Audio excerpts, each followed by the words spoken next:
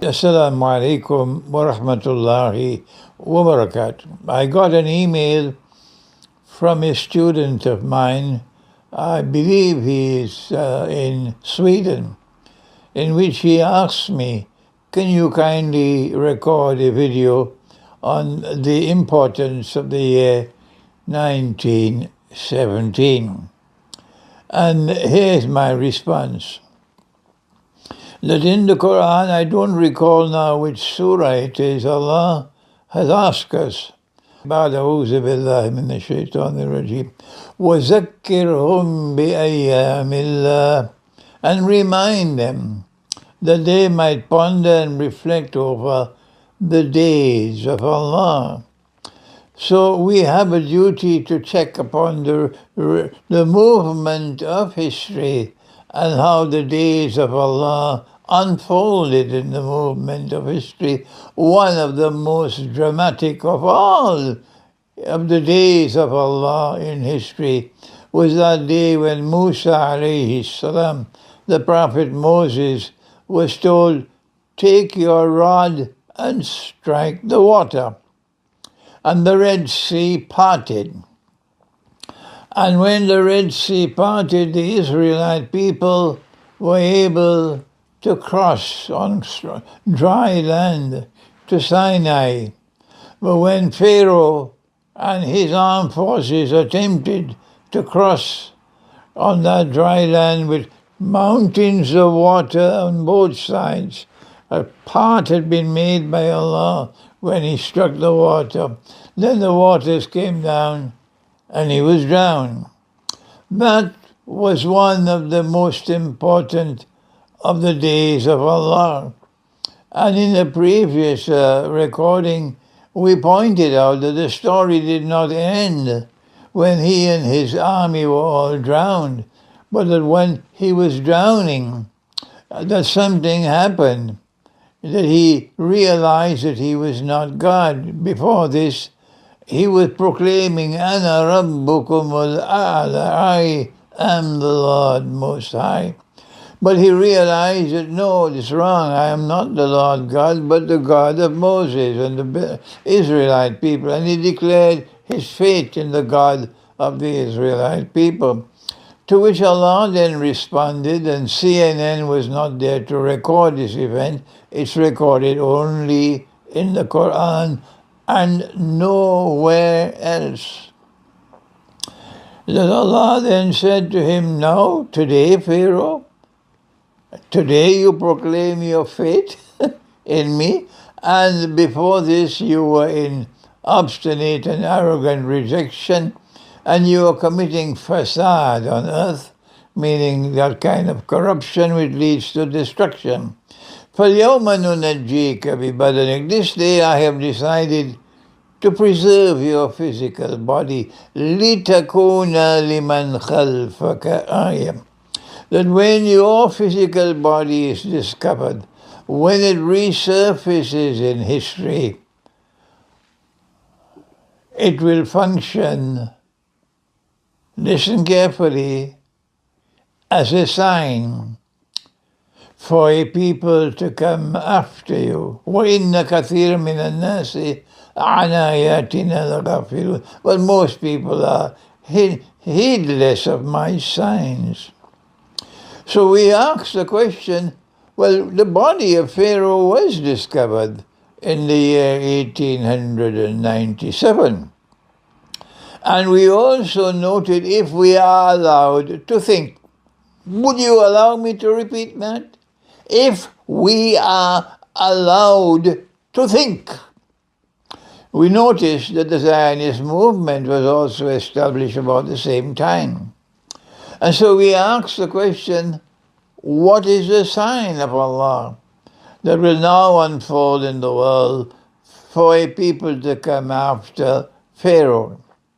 Because now the body has been discovered. And the answer which I gave, and of course they shut the doors on the masjid on me, anytime I think.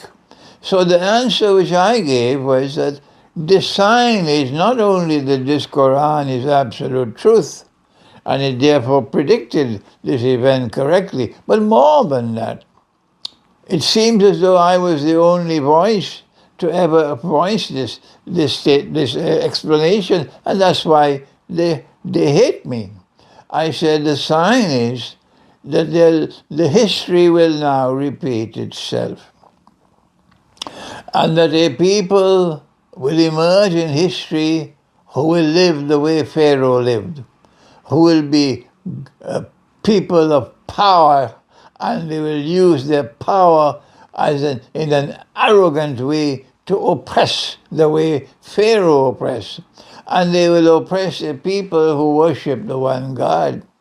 And these people who will now appear in history are the Zionists. And it is the state of Israel that they will establish, which will become the new Pharaoh. And they will be oppressing the people who worship Allah, and these are Orthodox Christians and Muslims. And I said that the sign is that a people who live and who oppress the way Pharaoh did will die the way Pharaoh died. And of course, anytime I offer an explanation of the Quran, which is not located in the tafsir, they shut the doors of the masjid on me. It's not only the masajid which are shutting their doors on me now. The Islamic bookshops around the world refuse to carry my books. That's the pathetic state in which we are today. So now then, that was in 1897. And my student in Sweden asked me to speak on the year 1917. I asked the question, why is it that I have to be a lonely voice doing this work? I may not be in this world for long again. I'm now in 85 years of age by the moon. And it is time for my students, I have many students, I thank Allah for that, to learn to read history. The way you read the stars, to connect the stars to be able to locate direction, so too you must connect events in history in order to be able to read and understand the movement of history. And so now then, it was in 1897 that the Zionist movement was established in Basel, Switzerland. And therefore, the world will now witness a series of events unfolding in the world, which will culminate the way that event culminated underneath the sea, in the Red Sea, with Pharaoh declaring his fate after having rejected the faith all his life.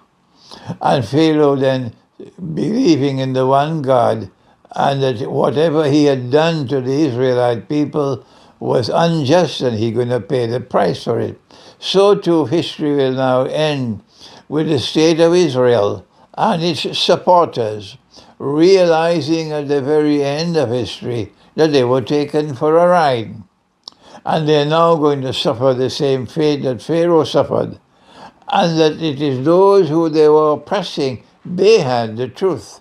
And they will die knowing they're going into the hellfire. So the Zionist movement is the beginning of the last stage of history. That the timeline of events in the last phase of history commences with the birth of the Zionist movement. Good. In 1902, we saw the conference in Paris, which my students must study and research, when all the forces in opposition to the Ottoman Empire, which together with the Zionists, met in Paris to plot the overthrow of the Ottoman Empire. The period 1902 to 1908 is extremely important to study when we now have something called color revolutions, because that was a color revolution. How did they do it? In just 6 short years, they were able to bring down the regime of Sultan Abdul Hamid and take power in the Ottoman Empire in just 6 years. How did they do it? It is such a subject for research. But then we also had something else happening. About the same time that they were able to take control of the Ottoman Empire, and Sultan Abdul Hamid had to flee. I think he went to Switzerland. Britain and France also then set a trap for Russia. Yes, that's right. They set a trap for Russia. I think it was 1907. I'm lecturing without any notes. I'm lecturing just from memory. That they invited Russia to join with them in what was known as the Triple Alliance. And if you join with us to oppose Germany and the Ottoman Empire is the sick man of Europe. And there's a war which we are planning, which is coming. And when that war takes place and the Ottoman Empire collapses, we will give you Constantinople. And Russia, innocent Russia, fell for the trap. We'll see how in October the 7th, 2023, they set another trap. And another people fell for the trap. History was only repeating itself. And so the Russians accepted the offer, and the Triple Alliance came into being, and now they're just waiting for something to catch the fire, for the Great War to take place. This is the first Great War. Great War, the World War. And it took place, it took so long, from 1907 to 1914. That is 7 years it took. It's a long period of time. They're plotting and plotting and plotting for the war to take place, as we are now witnessing the same thing for the Great War to take place, that is the nuclear war.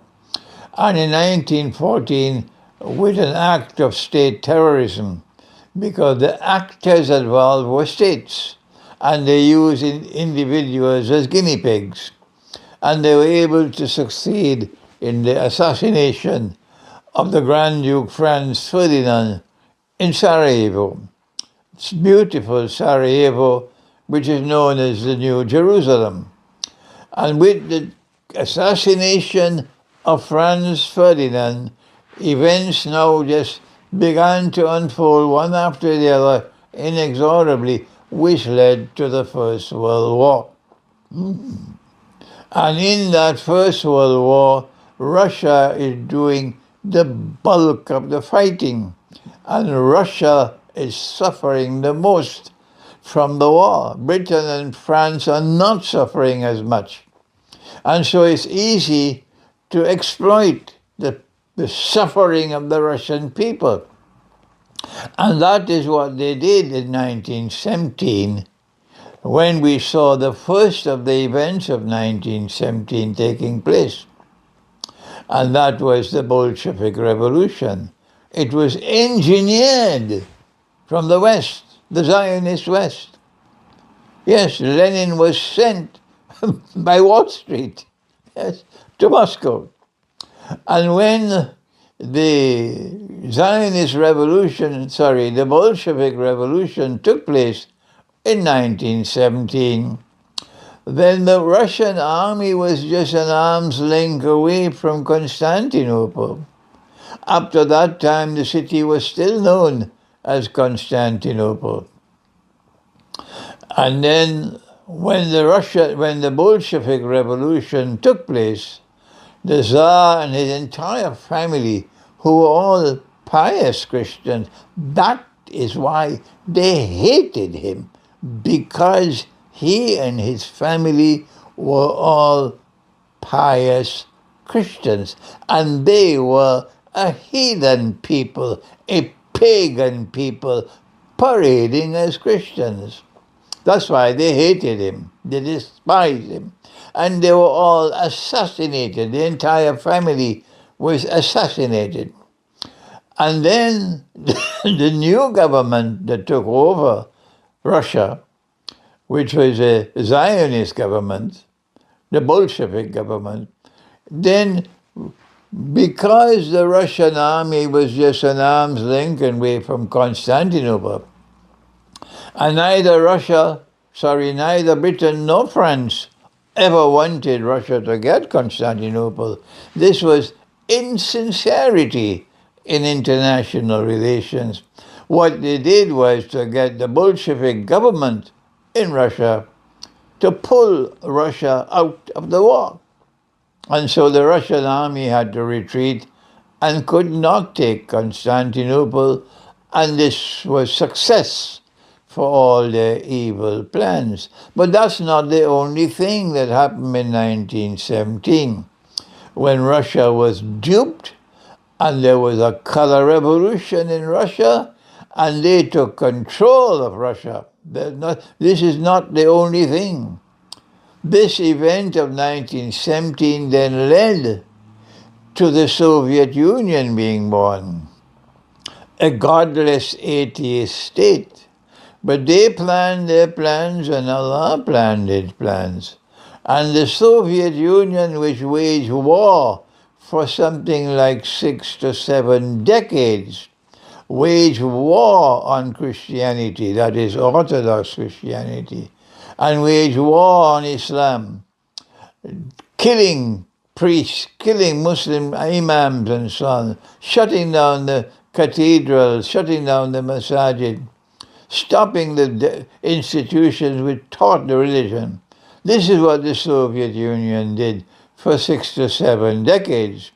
But the Soviet Union also rapidly transformed Russia from an agrarian economy, from a social system based on serfdom, which is like a form of slavery, into a scientifically and technologically modern state, capable of producing people who are educated scientifically and technologically, equal to anyone else in the world.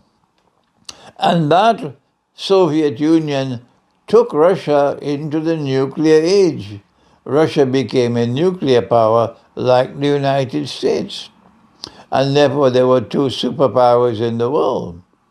And the Soviet Union, when it has accomplished its mission, then folded its tent mysteriously and disappeared into the darkness of the night. As soon as that happened, Russia began its journey back to its religious heart, back to its spiritual heart, back to the Orthodox Christian faith.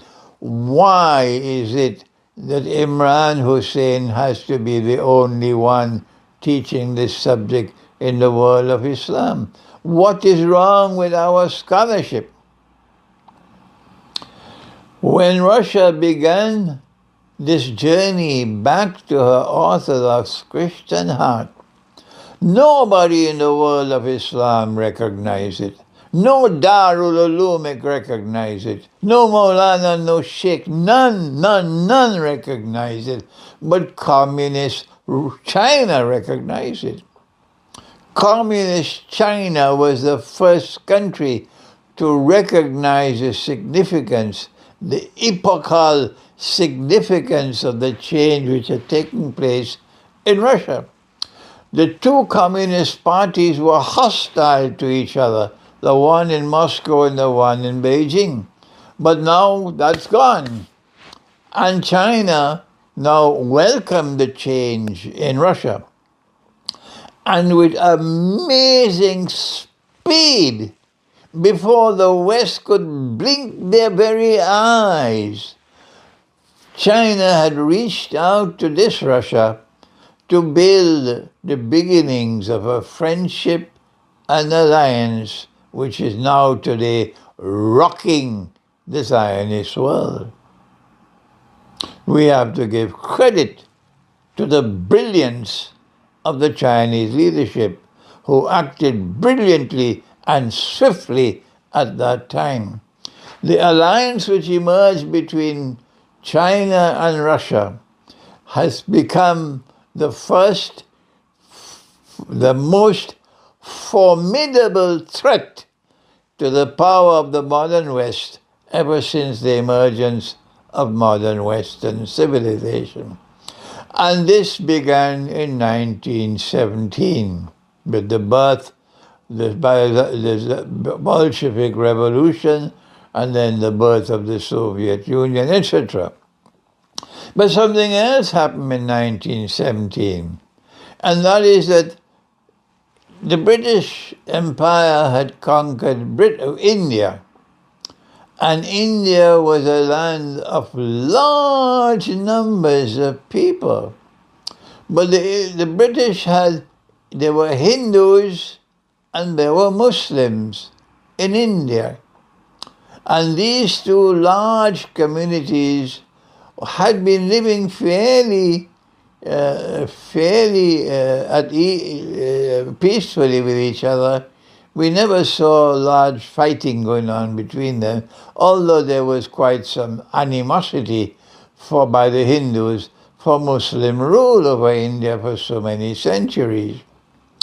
But when the British recognized that they had to leave, because Indian nationalism, both Hindu as well as Muslim, was making it impossible for Britain to continue to rule over India.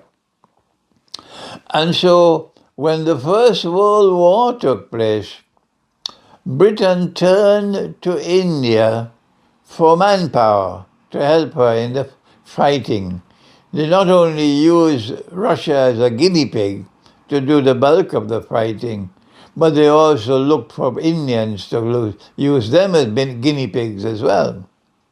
The Hindu-Indian National Congress was more hostile to British rule and more vociferous in seeking independence from British rule than the Muslims of India, who sought friendship and alliance with Britain as a means of strengthening their hands against the Hindus. This is the mistake that the leaders of the Indian Muslim community made. And so the leaders of the Indian Muslim community facilitated thousands and thousands of Punjabi Muslims to go and join the British Army fighting in the First World War, to their eternal shame and disgrace. That does not mean the Hindus didn't do the same. Oh yes, Mahatma Gandhi, and he was a great man indeed, but he also cut some corners. Gandhi, who was the exponent of the ahimsa, the theory of ahimsa, by peaceful means we must change society. No violence, no violence. The same Gandhi who had been proclaiming ahimsa, he went around village after village in India with a drum beater beating with him, trying to recruit people to fight in the British Army, to his eternal shame and disgrace as well. And so when the British Army was fighting the Ottoman Empire, there were many loyal, stupid Muslims fighting in the army with them, loyal to the British Empire, because they had only peanuts in their head. I don't think anything has changed for all of this time. You still have so many Muslims that only have peanuts in their head and are incapable of understanding the world as it was unfolding at that time.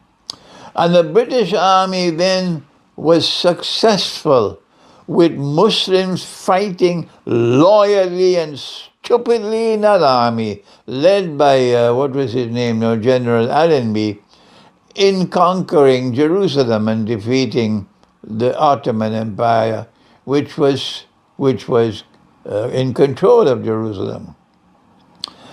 About the same time, I don't know whether it is after this was probably October 1917, about the same time, either before or shortly after, I don't know which one. You can do the research and find out very easily. The British government then issued the Balfour Declaration in 1917 that it is the intention of the British government to establish this Zionist state in Israel, in the Holy Land, and therefore plant this seed of poison that will reverberate for years to come, and history will end with this seed emerging as a poisonous tree in history. That was 1917. Then we also had, apart from the defeat of the Ottoman Empire, the victory of General Allenby, who when he entered into Jerusalem, he said, "Today the Crusades have ended," explaining therefore to the people that while Britain was a secular state, and modern Western civilization was a secular civilization, arguing until infinity that you must keep politics and religion separate from each other. The same Britain had abandoned that secularism and was fighting the Crusades. Crusades which were wars started by a pope in Rome. These are holy wars. So what is Britain doing fighting a holy war? And yet General Allenby said, when British army conquered Jerusalem, he said, "Today the Crusades had ended." In other words, Britain had simply thrown dust in the eyes of the world. And they had argued that all that we are doing is to try to give a home to a people without a home.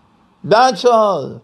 That was a monstrous lie, comparable to 9/11. They tell lies upon lies upon lies. They have a PhD in telling lies. Not at all. The plan was never to simply give a home to a people without a home.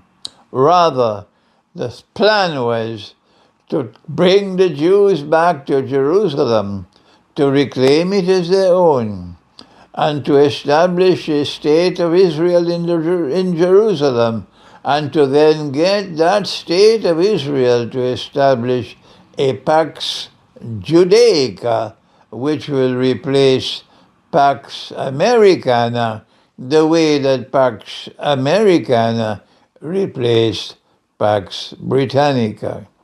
All of these things happened in 1917.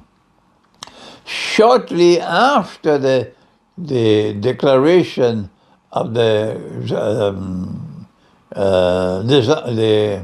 Balfour Declaration, must have been November 1917, and the British Army conquering Jerusalem, we see the League of Nations in Geneva handing over control of the Holy Land to Britain and calling it a British mandate.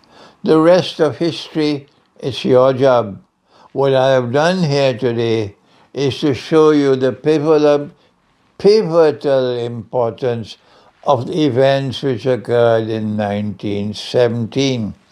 Before I end, our Prophet, Allah's blessing be upon him, is sitting with his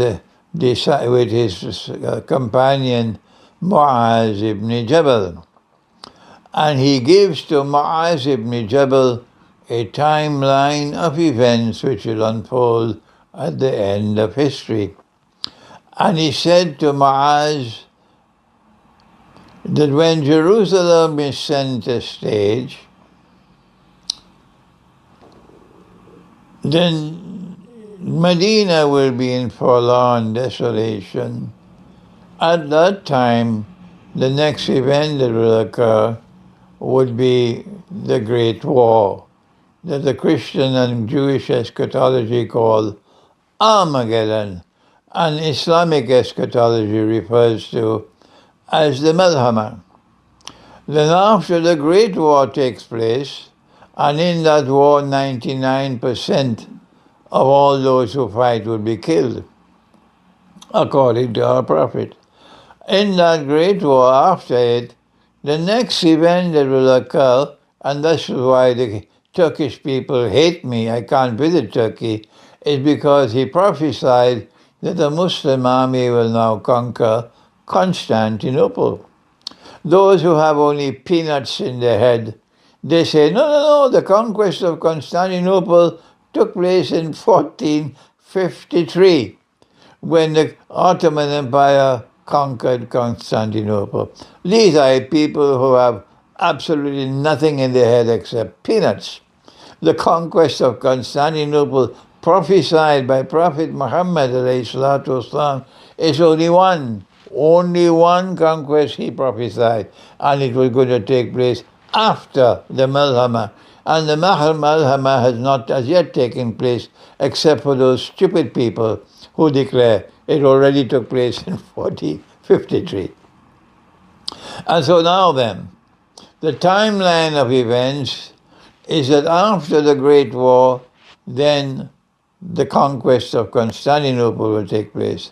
And because I have suggested, and I can be wrong, but I have the right to offer a view, I can be right as well. If I am right, they can do what they want, the caravan will keep on moving. If I am right, you can do what you want, the caravan will keep on moving. Even after I die, the caravan will keep on moving, if I am right. If I'm wrong, tomorrow I'll be forgotten. So just wait and see. I have said the reason why a Muslim army will conquer Constantinople is because the Ottoman Empire committed great sins and great crimes, war crimes. And they inflicted horrendous punishment and evil on the Orthodox Christian people, all in the name of Islam, to extend the frontiers of Islam, bogusly. Because I say this, they hate me. That's right. And so I said that when the Ottoman Empire conquered Constantinople in 1453, they violated Allah's law in the Quran. I don't have the time to explain it. Go read my book, Constantinople in the Quran.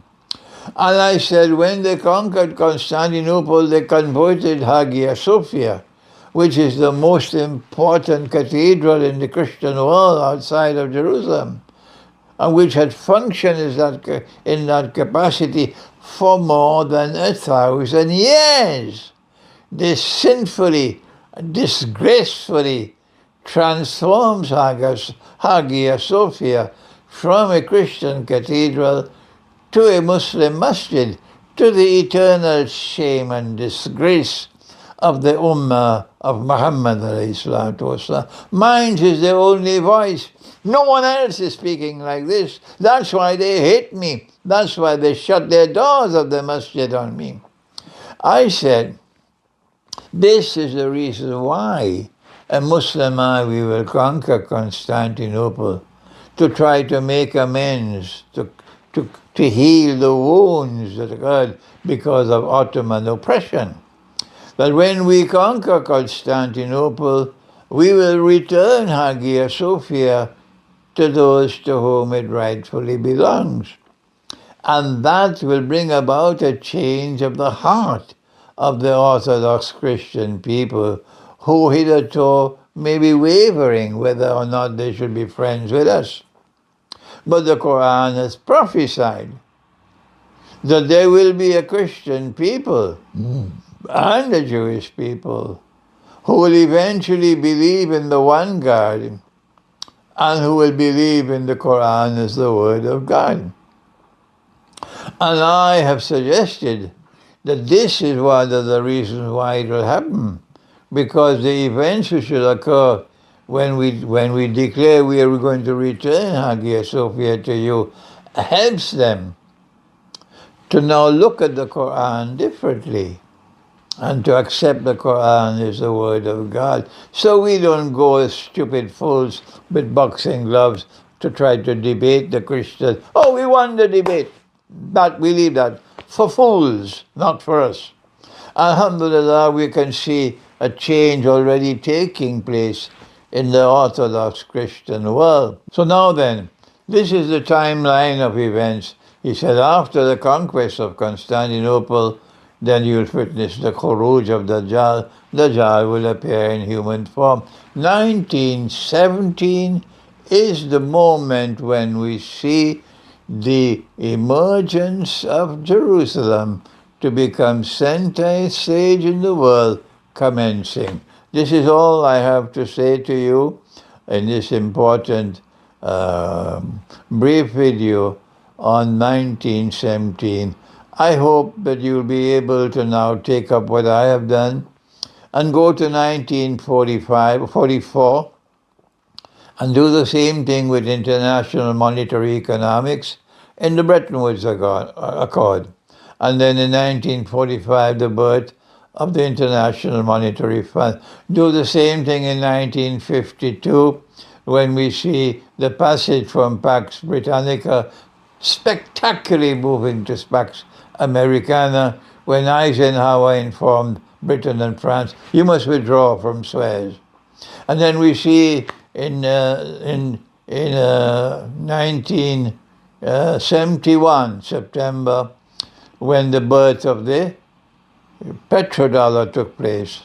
And now we see the spectacular success of Israel in setting a trap for the Islamic resistance in Gaza, and then getting all these drones and state-of-the-art weapons into Gaza. Who brought it there? Because people who have only peanuts in their heads say, oh, no, Santa Claus brought it for us, and we can now wage war on Israel. And now Israel is exploiting the events of October 2023 to bring Pax Judaica into being. You must be able to read history this way. Thank you. Wassalamu alaikum wa rahmatullahi wa barakatuh.